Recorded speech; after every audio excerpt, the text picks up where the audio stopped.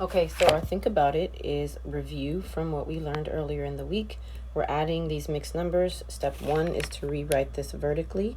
So we have 3 and 1/4, and we're going to add to that 4 and 2/3. Step 2 is to add the fractions. They have unlike denominators, so we're going to make them the same.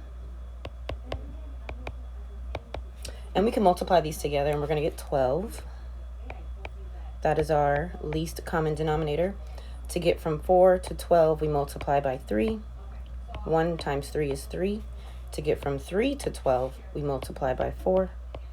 2 times 4 is 8. Now we add our fractions. 3 plus 8 is 11 over 12. And then we add our whole numbers. 3 plus 4 is 7.